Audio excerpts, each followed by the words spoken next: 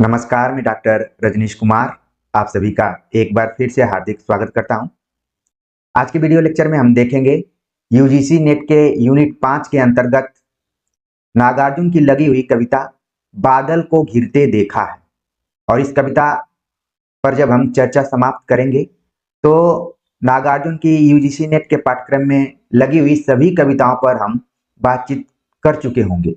जो विद्यार्थी रेगुलर इस चैनल से जुड़े हुए हैं वो इस बात को अच्छे से समझ रहे होंगे, और जो बच्चे अभी नए सिरे से जुड़े हुए हैं वो प्लेलिस्ट में जाकर नागार्जुन की अन्य कविताओं को जरूर देखें। जब हम नागार्जुन की कविता बादल को घिरते देखा है पढ़ते हैं तो इसको आखिर में पढ़ाने का मेरा एक उद्देश्य था कि इस कविता में पाठ्यक्रम में लगी हुई अन्य कविताओं का कुछ कुछ अंश या भाव आपको दिखाई पड़ेगा, इसीलिए मैंने इसको अंत में रखा हुआ है। और पाठ करेंगे तो और चीजें क्लियर होंगी। बादल को घिरते देखा है कविता न सिर्फ यूजीसी नेट के पाठ्यक्रम में लगी हुई है बल्कि आप इसको बीए के दिनों में या फिर एमए के दिनों में भी पढ़े होंगे। यहाँ तक कि हिंदी पट्टी में जितनी भी परीक्षाएं होती हैं खासतौर से असिस्टेंट प्रोफेसर्स की या प्रवक्ताओं की, वहां पर भी इस कविता को शामिल किया गया है। तो बहुत ही महत्वपूर्ण कविता पर हम बातचीत करने जा रहे हैं। तो कुछ चीजें हम देख लेते हैं परीक्षाओं के दृष्टिकोण से। सबसे पहले हम बात करेंगे कि इस कविता का प्रकाशन कब हुआ था। सन 1939 ईस्वी में इस कविता का प्रकाशन हुआ। नागार्जुन अलग अलग तरीके की कविताएं लिखने के लिए जाने जाते हैं, जिसमें कि प्रतिबद्ध कविता, आबद्ध कविता और संबद्ध कविता। तो ये जो कविता है ये संबद्ध कविता के तौर पर जानी जाती है। अब आपके मन में सवाल उठ रहा होगा कि ये संबद्ध कविता क्या है। जब हम भारतीय प्रकृति का सौंदर्य चित्रण किसी कवि के अंतर देखते हैं तो उसके संबद्ध कविता के तौर पर उसको जाना जा सकता है। जब वो अपने विचार को आधार बनाते हुए कविता कवि लिखता है तो उसकी प्रतिबद्धता को जाहिर करता है। तो बादल को घिरते देखा है कविता में भारतीय प्रकृति का सौंदर्य चित्रण किया गया है। नागार्जुन जो कि हिमालय की एक से अधिक बार यात्रा कर चुके थे, बारंबार यात्रा उन्होंने की थी, जिसका कि उन्होंने इस पूरी कविता में वर्णन किया हुआ है। यह कविता कालिदास कविता से भी प्रभावित दिखाई पड़ती है, वहां से भी इसको जोड़कर देखा जा सकता है। इस कविता को जब आप पढ़ेंगे एक पाठक के तौर पर और एक सहृदयी पाठक के तौर पर, तो आपको लगेगा कि चीजें केवल स्मरण के आधार पर ही नहीं लिखी जाती हैं, बल्कि चीजों को देखा, अगर जो आपने साक्षात देखा है या फिर अनुभव किया है उसको आधार बनाकर भी हम चीजों को लिख सकते हैं। इस कविता के शीर्षक को आप देखिए, लिखा गया है बादल को घिरते देखा है। देखा शब्द पर आपको जोर देना है। यह शब्द इस कविता का बुनियादी आधार तय करता है, निर्णायक शब्द है। बहुत चीजें हम व्यवहार में सुनते हैं कि हमने सुना है, फला चीज के बारे में हमने सुना है, लेकिन इस कविता में आप देख रहे हैं कि नागार्जुन ने लिखा कि बादल को घिरते देखा है।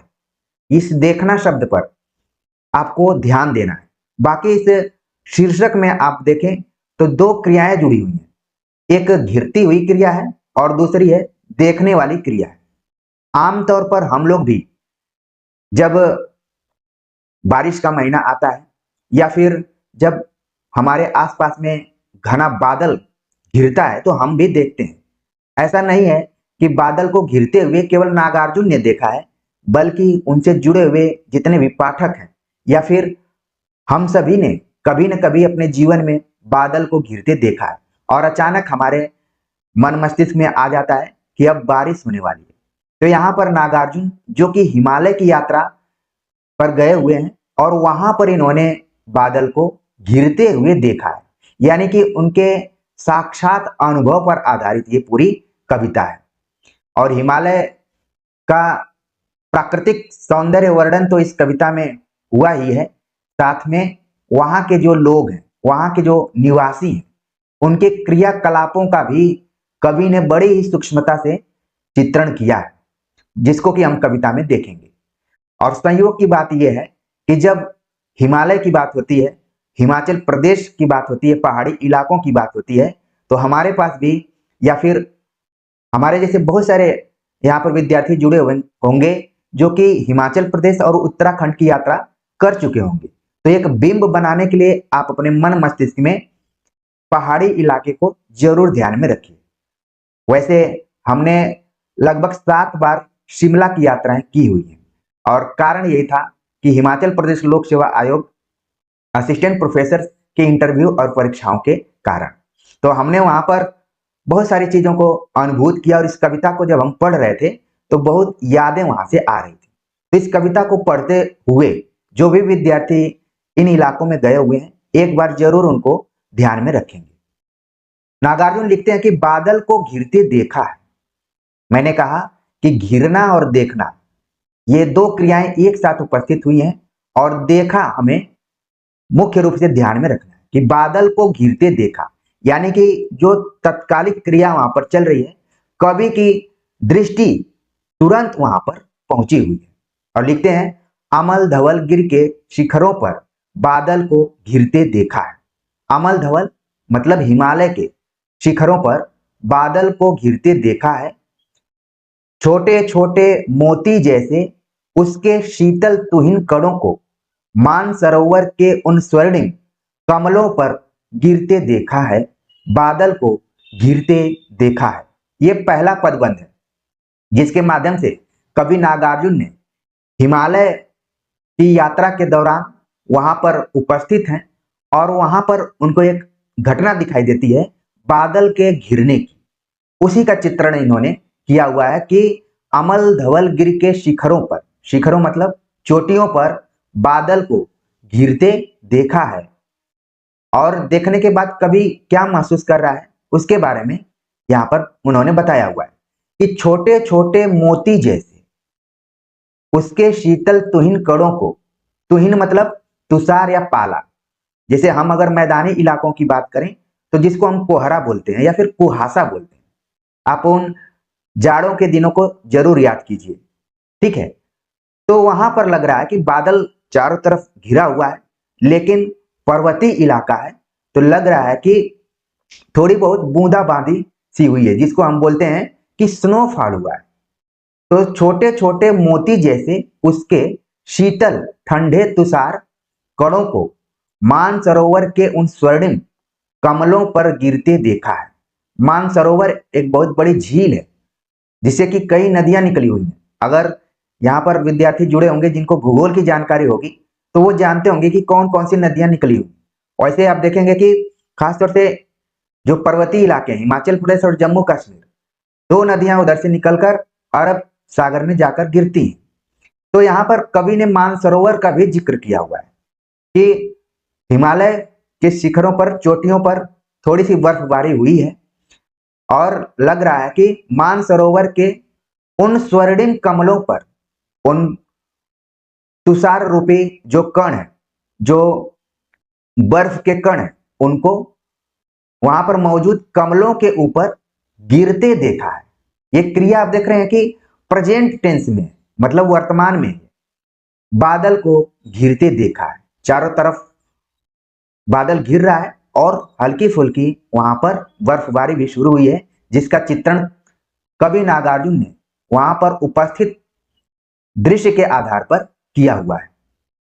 आगे इसमें है कि तुंग हिमालय के कंधों पर छोटी बड़ी कई झीलें हैं, उनके श्यामल नील सलील में समतल देशों से आ आकर पावस की उमस से आकुल तिक्त मधुर विषतंतु खोजते हंसों को तीरते देखा है, बादल को घिरते देखा है। अब ये दूसरा दृश्य देखिए। अभी तक हिमालय के आसपास की जो स्थिति थी उसका चित्रण किया गया। अब इसमें बताया गया कि कुछ ऐसे पक्षी हैं जो कि अपने दूसरे वातावरण से परेशान होकर अब हिमालय की तरफ अग्रसर हो गए। देखते हैं इस कविता के पंक्तियों के माध्यम से कि तुंग हिमालय के कंधों पर, ऐसे लग रहा है कि हिमालय के कंधों पर छोटी बड़ी कई झीलें हैं। अगर आप पर्वतीय इलाके में आप भूगोल पढ़ेंगे तो वहां पर कोई बुलर झील है, तो कोई हिमाचल प्रदेश में कई झीलें हैं, ठीक है। तो छोटी छोटी बड़ी कई झीलें हैं उसके कंधों पर ऐसे लग रहा है कि हिमालय के, उनके श्यामल नील सलिल में, श्यामल मतलब पानी का कलर जो है, रंग, उसके तरफ कभी संकेत करा है कि कई जगहों पर श्यामल रंग दिखाई पड़ रहा है, मतलब थोड़ा सा हल्का सा सांवलापन लिए हुए। कई जगह आकाश की परछाई पड़ रही है, तो जो जल है वो नीले कलर का, नीले रंग का दिखाई पड़ रहा है।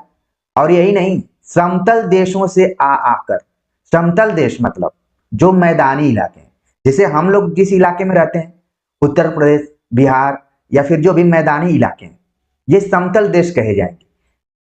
इसीलिए आप देखेंगे कि समतल देशों में और पहाड़ी क्षेत्रों में थोड़ा जो जनजीवन होता है उसको जीने में अंतर आप देखेंगे। इसीलिए कई बार जब मैंने 3 बार इंटरव्यू दिया तो उन्होंने कहा कि क्या आप मैदानी इलाके से हैं तो पहाड़ी इलाके में सरवाइव कर पाएंगे, जीवन यापन कर पाएंगे कि नहीं। तो नहीं लेने का अगर मन होता है, चयन करने का मन नहीं होता है, तो इस तरीके के निरर्थक प्रश्न किए जाते हैं।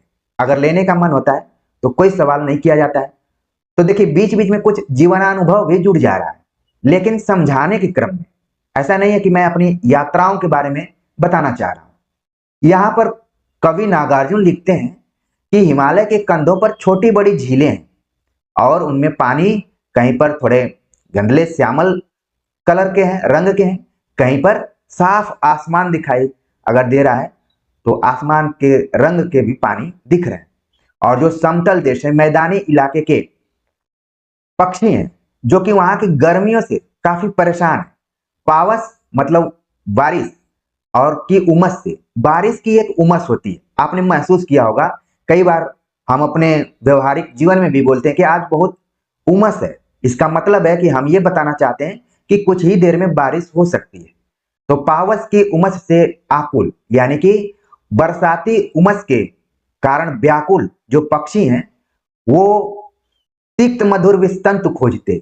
ऐसे लग रहा है कि कमल के डंठलों के जो रेशे होते हैं या फिर जो धागे नुमा रेशा होता है उसको खाने के लिए, जो मीठा और तीखा दोनों होता है, उसको खोजते हुए कुछ पक्षी आ रहे हैं। और उन पक्षियों में एक खास पक्षी है जिसका नाम है हंस। तो नागार्जुन लिखते हैं कि इसमें हंसों को तीरते देखा है, मतलब तैरते हुए देखा है, बादल को घिरते देखा है। आप यहां पर देख रहे हैं कि प्राकृतिक वातावरण 2 तरीके से बताया जा रहा है। एक तो कंटिन्यूअस, निरंतर बताया जा रहा है कि बादल को घिरते देखा है, और उस घिरने की प्रक्रिया में आप देख रहे हैं कि वहां का जो भी वातावरण है उसके समान होने का प्रयास कर रहा है। ठीक है, जहां पर आप देख रहे हैं कि जो बूंदे हैं कमलों पर गिरते हुए उनको देखा जा रहा है, फिर हंसों को तीरते हुए देखा जा रहा है, और साथ में जो क्रिया हो रही है कि बादल को भी घिरते हुए देखा जा रहा है। तो ये दूसरा पदबंध था। आपके मन में 2 दृश्य आ गए होंगे, एक तो हिमालय का, दूसरा हिमालय के आसपास के जो वातावरण है उनका। अब कभी बताता है कि आखिरकार वो किस महीने में गए हुए। जैसे मैं अगर बताऊं तो मैं ज्यादातर महीने में गया फेब और मार्च में, माने फरवरी और मार्च में मैं ज्यादातर शिमला की यात्राएं किया हुआ। और एक बार तो कुछ गर्मी के कपड़े में कम लेकर गया हुआ था, तो मेरी हालत खराब हो गई थी, बहुत ज्यादा वहां पर ठंडी पड़ रही थी। तो कवि जो है वो बसंत ऋतु में गया हुआ है, ऋतु बसंत का सुप्रभाव था। अब आपके मन में तुरंत आ जाएगा कि आखिरकार ये महीना कौन सा रहा होगा। लगभग जिस महीने की मैं बात कर रहा हूं उसी के आसपास का ये समय रहा है। और बसंत, जिसको कि हम ऋतुराज के नाम पर भी जानते हैं। तो कवि नागार्जुन लिखते हैं तीसरे पदबंध में एक तरीके से कि ऋतु बसंत का सुप्रभाव था। एक तरफ तो प्राकृतिक हलचल हो रही है कि बादल घिर रहा है, चारों तरफ घेर रहा है, और एक बदली नुमा मौसम बना हुआ है, और उसके ऊपर बसंत का महीना है, उसका भी प्रभाव दिखाई पड़ता है। और प्रभाव दिखाई पड़ने के बाद आगे की क्रियाएं क्या होती हैं कि मंद मंद था अनिल बह रहा। आपने महसूस किया होगा, आंधी आपको अच्छी नहीं लगती होगी, लेकिन जब मंद मंद हवा चलती है, इसीलिए अगर आपको कभी कभी मंद मंद हवा लेनी हो तो आप सभी स्कूटी बाइक जरूर चलाते होंगे। स्लो मोशन में 20 से 25 के स्पीड में आप चलिए, आपको बहुत ही आनंद आएगा। जिस मंद मंद हवा की बात की जा रही है वो उस हवा को आप अच्छे से अनुभूत कर पाएंगे। और हम तो बात कर रहे हैं उस पर्वतीय इलाके का कि बसंत का महीना है और हवाएं क्या कर रही हैं, धीरे धीरे मंद मंद था अनिल बह रहा। अनिल मतलब हवा, और अनिल का एक भाई है जिसका नाम है अनल। कमेंट्स कर कर आप लोग बता सकते हैं कि अनल का अर्थ क्या है। केवल मात्रा का अंतर है लेकिन अर्थ में बहुत अंतर है। हालांकि कई बार ये दोनों साथ में प्रयुक्त किए जाते हैं, आग और हवा। हमने बातों ही बातों में बता भी दिया है और मुझे उम्मीद है कि बहुत सारे विद्यार्थी इसका अर्थ जानते भी रहे होंगे। तो हवा धीरे धीरे बह रही थी और इसके साथ बालारुण की मृदु किरणें थीं। अगल बगल स्वर्णाभ शिखर थे, एक दूसरे से विरहित हो अलग अलग रहकर ही जिनको सारी रात बितानी होती। निशा काल की चिर अभिशापित बेबस उन चकवा चकई का बंद हुआ क्रंदन फिर उनमें उस महान सरोवर के तीरे शैवालों की हरी दरी पर प्रणय कलह छिड़ते देखा है, बादल को घिरते देखा है। बात की जा रही थी कि ये बसंत का महीना है, हवा बहुत ही मंद मंद और शरीर को आनंद पहुंचाने वाली चल रही है, और साथ में क्या है कि किरणें भी क्या है, बालारुण है। बालारुण इस शब्द बना हुआ है। हमने मनुष्य सिंहू में बताया हुआ था कि सूर्य का सारथी कौन है, अरुण है। तो बालारुण, ठीक है, इसमें संधि है। आप कमेंट्स कर कर जरूर बताइए कि बालारुण में कौन सी संधि हो सकती है। तो जो सूर्य की किरणें हैं, अभी सूर्योदय हुआ है, उषा काल के जस्ट बाद का समय है, जो कि ठंडी के दिनों में हमें आनंद पहुंचाती है। वैसे सूर्य का ताप कई बार बहुत ज्यादा हो जाता है, जिसको कि हम बोलते हैं कि बहुत गर्मी पड़ रही है, ठीक है, तपाती हुई गर्मी। लेकिन यहाँ पर स्थिति क्या है कि एक तरफ बादल घेरा हुआ है, दूसरी तरफ पहाड़ी इलाका है, तो जाहिर सी बात है कि वहां पर सूर्य की किरणें मृदु लगेंगी। मृदु किरणें थी, ऐसी किरणें जो कि शरीर को आनंद पहुंचा रही थी या फिर वातावरण को आनंदित कर रही थी। अगल बगल स्वर्णाभ शिखर थे, और जब पर्वतों पर, इसीलिए मैं बार बार कह रहा हूं कि जो हिमाचल प्रदेश या फिर उत्तराखंड के पर्वतीय इलाकों में गए होंगे, मैदानी इलाकों के लोग, वहां के लोगों को तो बहुत ज्यादा अंतर नहीं दिखाई पड़ेगा, लेकिन अंतर बाहरी लोग देखते हैं। जैसे आप दुबले पतले हो रहे हैं तो घर के लोग ज्यादातर नहीं बता पाएंगे, लेकिन जब आपको कोई दूसरा तीसरा व्यक्ति बहुत दिनों के बाद देखेगा तो वो बता सकता है कि आप दुबले हुए हैं कि पतले हुए हैं। घर के लोग बताने मुश्किल है। यानी कि इस प्राकृतिक वातावरण का जो बदलाव हो रहा है वो मैदानी इलाके यानी कि उस इलाके के दूर के लोग बता सकते हैं। तो वहां पर क्या है, जो सूर्योदय की किरणें पड़ रही हैं पर्वतों पर, वो भी सोने की तरह चमक रहे हैं। एक दूसरे से विरहित होकर अलग अलग रहकर ही जिनको सारी रात बितानी होती, निशा काल के चिर अभिशापित बेबस उन चकवा चकवी।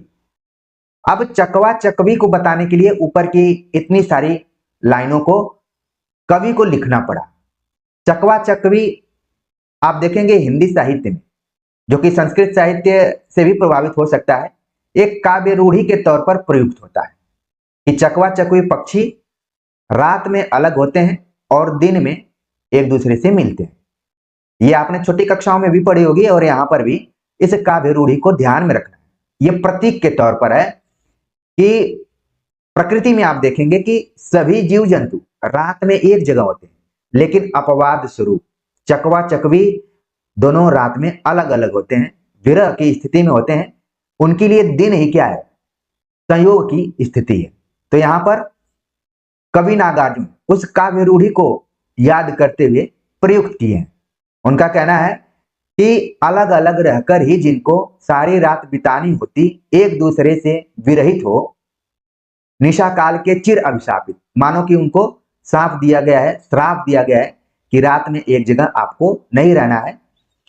तो अब क्या है कि सूर्योदय हो रहा है, उनके लिए भी सुखद स्थिति आ रही है कि बेबस लाचार चकवा चकवी रात में अलग हैं और इंतजार कर रहे हैं कि सुबह हो।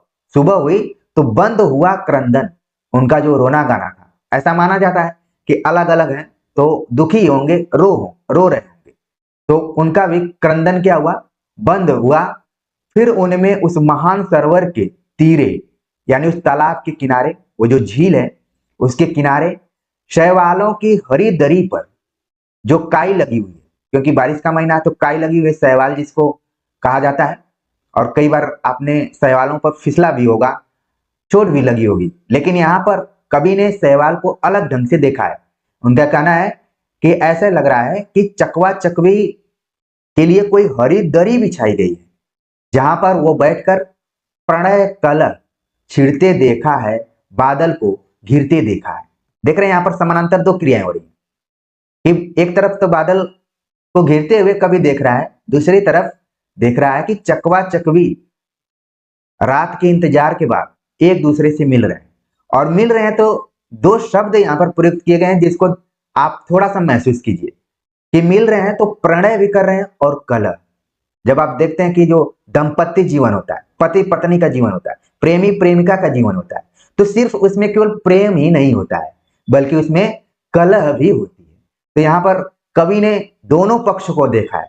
वो चाहते तो प्रेम को ही बताते, लेकिन उन्होंने लिखा कि प्रणय कलह छिड़ते देखा है। छिड़ना शब्द पे आपको थोड़ा सा गौर करना चाहिए। हम अक्सर पढ़ते हैं कि युद्ध छिड़ गया, युद्ध छिड़ता है, ठीक है। तो यहाँ पर प्रणय कलह छिड़ते देखा है। छिड़ना भी क्या है? क्रिया है। और इसके बाद बादल को घिरते देखा है। तो ये तीसरा पद बंद हो गया। उम्मीद है कि आपके मन में पूरे दृश्य उपस्थित हो गए। हिमालय, हिमालय के आसपास के जो वातावरण। आगे है कि दुर्गम बर्फानी घाटी में, जो पहाड़ी इलाके होते हैं वहां पर घाटियां भी होती हैं, ठीक है। ऊंचाई नीचाई सब कुछ होता है। तो दुर्गम, जहां पर जो समतल देश के लोग हैं, मैदानी इलाके के लोग हैं, उनको पहुंचना मुश्किल होगा। तो दुर्गम बर्फानी घाटी में शत सहस्त्र फुट ऊंचाई पर अलखनाग से उठने वाले निज के ही उन्मादक परिमल के पीछे धावित हो होकर तरल तरुण कस्तूरी मृग को अपने पर चिढ़ते देखा है, बादल को घिरते देखा है। अब क्योंकि दुर्गम बर्फानी घाटियां हैं, वहां पर पहुंचना मुश्किल है। वहां पर सैकड़ों हजारों फीट की ऊंचाई पर पेड़ पौधे भी हैं और चोटियां भी हैं। तो वहां पर कवि नागार्जुन ने देखा कि जो तरल तरुण कस्तूरी मृग है, वो एक खुशबू के उन्माद में, अपने ही खुशबू के उन्माद में, सुगंध में भटक रहा है, जबकि उसको ये पता नहीं है कि ये जो खुशबू है वो उसके नाभि से निकल रही है। जैसे इसके ऊपर के पदबंध में आपने देखा कि चकवा और चकवी दोनों को श्राप मिला हुआ है, जो रात में एक साथ नहीं रह सकते हैं। उसी तरीके से बार बार हिंदी साहित्य में एक चीज आती है कि कस्तूरी मृग जो होता है वो अपने नाभि के अंदर जो सुगंध निकलती है उसको सूंघने के लिए, उसको पाने के लिए उन्मत्त होकर इधर उधर भागता है, जबकि वो सुगंध उसके नाभि के अंदर ही है। तो यहाँ पर कवि ने इस दृश्य को भी देखा कि जो मृग हैं इधर उधर दौड़ रहे हैं, भाग रहे हैं, और उनको सुगंध नहीं मिल रही है, तो अपने पर चिढ़ते देखा है। कई बार व्यक्ति को या फिर जीव जंतु को अपने ऊपर भी खींच आती है कि मैं कितना मूर्ख हूं, या फिर मैं उस चीज को क्यों नहीं प्राप्त कर पा रहा हूं। आपने भी अपने जीवन में देखा होगा, ये पल आता है खुद पर चिढ़ना। सारी चीजें आप जानते हैं कि आपके ही हाथ में है, फिर भी आप पूछते हैं कि क्या कोई ऐसा मंत्र है जिसको पाकर हम इस परीक्षा को पास कर सकते हैं, उस परीक्षा को पास कर सकते हैं, या फिर कोई नोट्स मिल जाए, कोई किताब मिल जाए। सारी चीजें आपके पास रहेंगी तो भी खुद आपको ही काम करना है। लाख आपको अच्छा मोटिवेटर मिल जाए, अच्छा टीचर मिल जाए, लेकिन काम करना है अपने से ही, नहीं तो फिर क्या बचेगा? अपने ऊपर चिढ़ते देखा है। कई बार लोगों को लगता है कि इससे बढ़िया तो हम सेल्फ स्टडी कर लिए होते, फालतू में यहां पर आ गए। तो यहां पर आपको उसी के लिए मोटिवेट किया जाता है कि हम तो एक साधन है, साध्य तो आप हैं, ठीक है। इस साधन का उपयोग कीजिए और साधना कीजिए और अपने लक्ष्य तक पहुंचिए। तो इस कस्तूरी मृग का जो चरित्र है वो विद्यार्थियों के अंदर भी पाया जाता है। सब ताकत उनके नाभि के अंदर है, उनके हृदय के अंदर है, उनके मन के अंदर है, लेकिन वो इधर उधर भागते रहते हैं और अंत में चिढ़ना पड़ता है। इस कविता, इस पदबंध से ये भी सीखिए आप। उम्मीद है कि अर्थ आप लोगों को समझ में आ रहा होगा। मेरी कोशिश यही है कि लगातार कविताओं के माध्यम से आपको मोटिवेट किया जाए और कहानी के माध्यम से बता दिया जाए कि किसी भी तरीके से घुमाकर सवाल आए भी तो आपको लगे कि हमने तो अच्छी जगह से पढ़ाई की हुई है और इस सवाल का जवाब हम क्यों नहीं दे पाएंगे। इसलिए पढ़ाई में कई बार धैर्य रखना पड़ता है, क्योंकि विचार आते हैं। एक मुक्तिबोध की कविता है, विचार बैठे बिठाए नहीं आते हैं, काम करते वक्त आते हैं। जब इस कविता का मैं अध्ययन कर रहा था तो सामान्य एक पाठक के रूप में देख रहा था, लेकिन जब आप सभी से बात करता हूं तो मेरे मन में वो 65-70 हजार विद्यार्थी दिखाई देते हैं। कमरे में मैं अकेले हूं, अपने से ही बकबका रहा हूं, अपने से ही एकालाप कर रहा हूं, लेकिन जब आप सभी के कमेंट्स आते हैं तब लगता है कि अकेला नहीं, कई लोग हैं मुझसे जुड़े हुए। तो मुक्तिबोध की कविता है, विचार आते हैं, मैला ढोते वक्त विचार आते हैं, मजदूरी करते वक्त विचार आते हैं, मतलब कर्म करते हुए आपके मन में विचार आते हैं। जैसे आप नहाने जाते हैं तो आपके मन में विचार आता है, जब आप शौच करने जाते हैं तो आपके मन में विचार आता है। विचार हमेशा नहीं आते।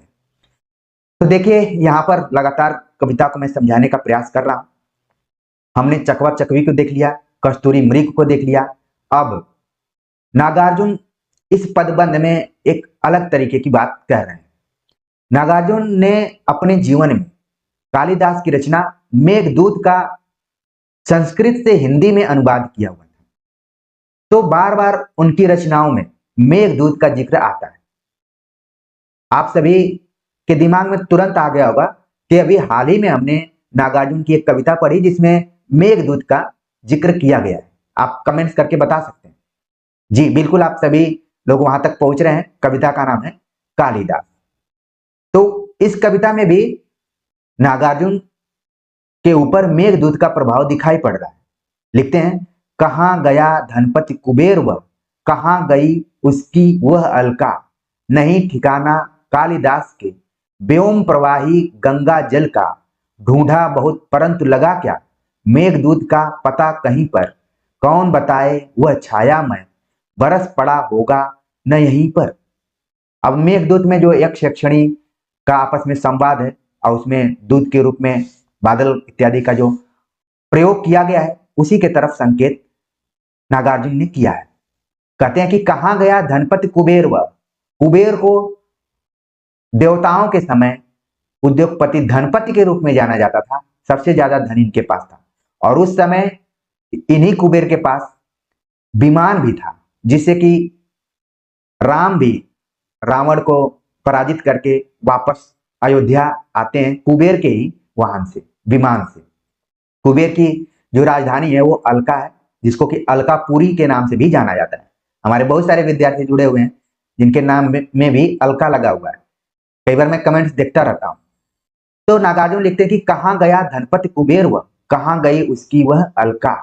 सवाल कर रहे हैं, नहीं ठिकाना कालिदास के व्योम प्रवाही गंगा जल का। मतलब जैसे गंगा जल का जो प्रवाह है असीमित है, ढूंढा परंतु लगा क्या, बहुत खोजा लेकिन हाथ क्या लगा, मेघदूत का पता कहीं पर, कौन बताए वह छाया में, बरस पड़ा होगा न यहीं पर। बादल को घिरते देखते हुए ये सारी बातें नागार्जुन के मन में आ रही। फिर कहते हैं कि जाने दो वह कवि कल्पित था, मैंने तो भीषण जाड़ों में नभचुंबी कैलाश शीर्ष पर महामेघ को झंझानील से गरज गरज भिड़ते देखा है, बादल को घिरते देखा है। नागार्जुन कहते हैं कि हमने जो मेघदूत में पढ़ा था, ऐसा लग रहा था कि ये कवि कालिदास की कल्पना है। कुछ देर के लिए मान भी लिया जाए कि ये कल्पना है, तो मैं तो इस नभचुंबी यानी आकाश को छूने वाले कैलाश के शीर्ष पर बैठकर इन सारे दृश्यों को देख रहा हूं और बादल गरज गरज कर बादलों को गरजते हुए आपस में भिड़ते हुए देखा है। कई बार जब घनघोर बारिश होती है तो बादल आपस में ऐसे लगता है कि भिड़ते हुए नजर आ रहे हैं। तो पूरा दृश्य आपको यहां पर दिखाई पड़ दिया और नागार्जुन ने बादल को घिरते देखा के माध्यम से कालिदास की रचना मेघदूत को भी याद कर लिया है। आगे लिखते हैं कि शत शत निर्झर निर्झड़ी कल मुखरित देवदार कानन में, यानी पर्वतीय इलाकों में आप देखेंगे कि बहुत सारे झरने, वहां देवदारू के वृक्ष हैं, एक तरीके से उसी का जंगल है। देवदारू एक निबंध लिखा हजारी प्रसाद द्विवेदी ने, तो वो भी इसी से जुड़ा हुआ है। तो नागार्जुन कहते हैं कि भले कालिदास मेघदूत में कल्पना से चीजों को लिखे होंगे, लेकिन हमने तो साक्षात देखा है। वहां पर झरने हैं, देवदारू के घने जंगल है, शोणित धवल भोज पत्रों से छाई हुई कुटी के भीतर रंग बिरंगे और सुगंधित फूलों से कुंजल को साजे, इंद्रनील की माला डाले, शंख सरीखे सुघड़ गलों में, कानों में कुवलय लटकाए, शतदल लाल कमल वेणी में। अब वहां के लोगों के बारे में नागार्जुन बात कर रहे हैं।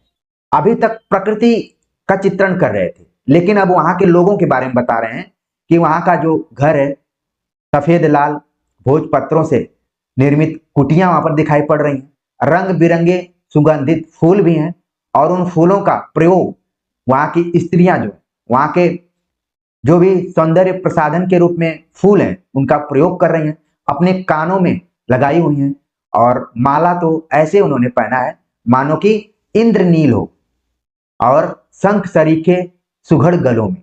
शंख का गला सुघड़ माना जाता है, सबका गला सुघड़ नहीं होता है, बल्कि जिसका गला शंख नुमा होता है उसी के गले को सुघड़ माना है। कवि ने यहाँ पर उसका भी संकेत किया हुआ है कि अपने शंख नुमा सुघड़ गले में उन्होंने पुष्पों की, फूलों की माला को पहना हुआ है, कानों में कुवलय लटकाए, कुवलय मतलब कुंडल जो होता है, लटकाए हुए हैं, शतदल लाल कमल वेणी में, और अपने वेड़ी में, अपनी चोटी में भी फूलों का, यानी आप देख रहे हैं कि लगातार फूलों का उपयोग वहां पर सौंदर्य बढ़ाने में किया जा रहा है।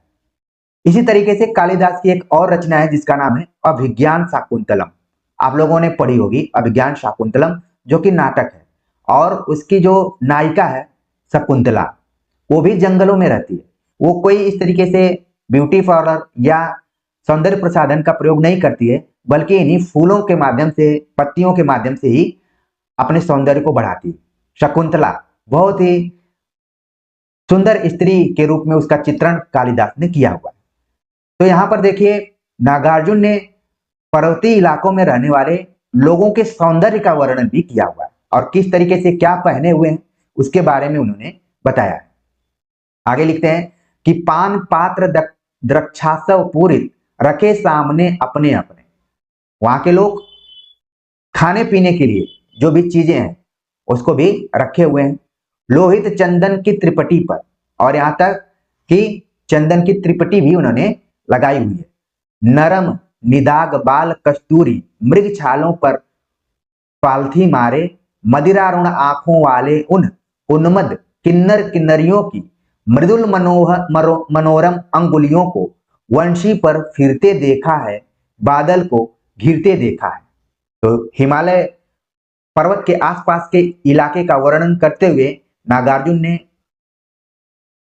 बताया कि वहां के जो लोग हैं वो कैसे अपने दिनचर्या को पूरा करते हैं। लिख रहे हैं यहां पर कि लोहित चंदन की त्रिपटी अपने ऊपर लगाते हैं। लोहित मतलब लाल। लोहित नाम की एक नदी भी है, पर्वतीय इलाके में ही है, आप चाहें तो इसको भी कमेंट करके बता सकते हैं, ठीक है। तो वहां के लोग क्या है, नरम निदाग, नरम मुलायम और जिसपे दाग न हो, मतलब साफ सुथरे, बाल कस्तूरी। दो शब्द आप देखिए इस कविता में, एक आया बालारूढ़ जिसके बारे में हमने आपसे सवाल भी पूछा हुआ है, और बाल कस्तूरी यानी कि या कोई वृद्ध कस्तूरी होगा तो उसका चमड़ा उतना नरम निदाग निर्मल नहीं होगा।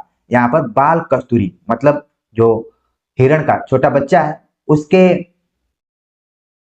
खाल को, मतलब मृग छाले को नीचे बिछाकर पालथी मारकर, और ऐसे लग रहा है कि मदिरा पान करते हुए वहां के जो उन्मत्त किन्नर किन्नरियां, किन्नर हमारे तरफ किन्नर ट्रांसजेंडर के रूप में देखा जाता है, लेकिन पहाड़ी इलाकों में एक समुदाय का नाम है किन्नर। इसीलिए राहुल साकृत्यायन की एक रचना है किन्नर देश में, ठीक है, क्योंकि राहुल साकृत्यायन घूमने के लिए जाने जाते थे, अथा तो घुमक्कड़ के रूप में जाना जाता था उनको। नागार्जुन को भी यात्री उपनाम से जाना जाता है। आपने ऑनलाइनर किताबों में जरूर पढ़ लिया होगा, तो मैंने जोड़ दिया। नागार्जुन लिखते हैं कि वहां के जो लोग हैं अपने बहुत ही मदमस्त जीवन को बिता रहे हैं, ठीक वैसे ही जैसे वहां की प्रकृति है, वैसे वहां का जैसे वातावरण। मैदानी इलाकों में देखेंगे तो इस तरीके का दृश्य आपको नहीं दिखेगा। कोई इधर बाइक लेके जा रहा है, कोई उधर फोर व्हीलर लेके जा रहा है, कोई किसी को टक्कर मार दे रहा है, इस टाइप का। लेकिन पर्वतीय इलाकों का जो जीवन है अलग ढंग का। इसीलिए लोग टूर बनाते हैं कि हमें उत्तराखंड जाना है, हमें हिमाचल प्रदेश जाना है, हमें जम्मू कश्मीर जाना है, वैष्णो देवी लोग जाते हैं। तो यही सब देखने के लिए, वो उधर जाने के बाद मन में एक शांति होती है। तो यहां पर देखिए नागार्जुन ने लिखा कि वहां के जो एक खास जाति है, समुदाय है, किन्नर किन्नरियां। वो क्या है? मदिरारूढ़ आंखों वाले हैं, मृग छालों पर पालथी मारकर बैठे हुए हैं, अपना मगन है, जीवन बिता रहे हैं। साथ में क्या कर रहे हैं? मृदुल मनोरम अंगुलियों को, उनकी जो अंगुलियां हैं, पहाड़ी लोगों की स्किन को भी आप देखेंगे तो बड़े अलग ढंग के हैं, ठीक है। मृदुल है, मनोरम है, उनकी अंगुलियां ऐसे लग रहा है कि बंशी बजा रहे हैं। तो कवि भी उसको बड़ी सूक्ष्मता से देखा है कि बंशी पर फिरते देखा है, बादल को घिरते देखा है। तो इस पूरी कविता में कवि नागार्जुन अपनी हिमालय यात्रा के दौरान जो कुछ भी देखा, चाहे प्राकृतिक रूप से देखा या फिर हिमालय के आसपास निवास करने वाले लोगों को देखा, उनकी गतिविधियों को देखा, पूरे उसको काव्य रूप को प्रदान करते हुए कविता लिख दी, बादल को घिरते देखा।